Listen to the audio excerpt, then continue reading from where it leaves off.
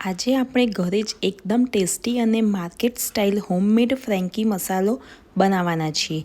આ મસાલો એકવાર બનાવી લેશો તો ઘણા દિવસો સુધી કામમાં આવી શકે છે અને ઘણી બધી વાનગીઓમાં ઉપયોગ કરી શકો છો। તો ચાલો બનાવવાનું શરૂ કરીએ। સૌથી પહેલાં 1 ચમચી જીરું લેવાનું છે। હવે ગેસ પર તવી મૂકી તેમાં આ જીરું ધીમા તાપે શેકી લેવાનું છે। જીરું શેકતી વખતે સતત હલાવતા રહેવું જેથી તે બળી ન જાય। જ્યારે જીરું હળવું બ્રાઉન થઈ જાય અને સારી સુગંધ આવવા લાગે ત્યારે ગેસ બંધ કરી દેવો। આ મસાલો બનાવવા માટે તમે ઘરમાં રોજ ઉપયોગમાં લેતા રેગ્યુલર ચમચી લઈ શકો છો અથવા મેઝરમેન્ટ સ્પૂન પણ લઈ શકો છો। અત્યારે હું ઘરમાં ઉપયોગમાં લેવાતી રેગ્યુલર ચમચી લઈ રહી છું।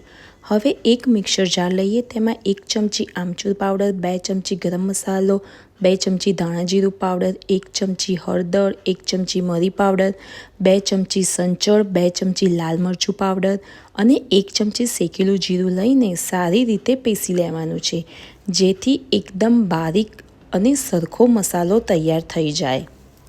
અહીંયા મસાલાને આપણે સારી રીતે પીસી લીધો છે તો હવે આપણો ફ્રેન્કી મસાલો તૈયાર થઈ ગયો છે।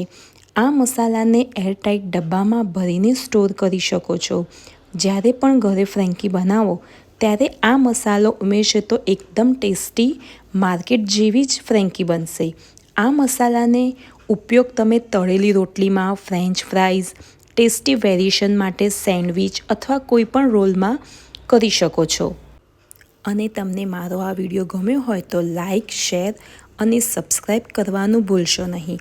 નવી રેસીપી સાથે ફરી મળીશું। જય શ્રી કૃષ્ણ।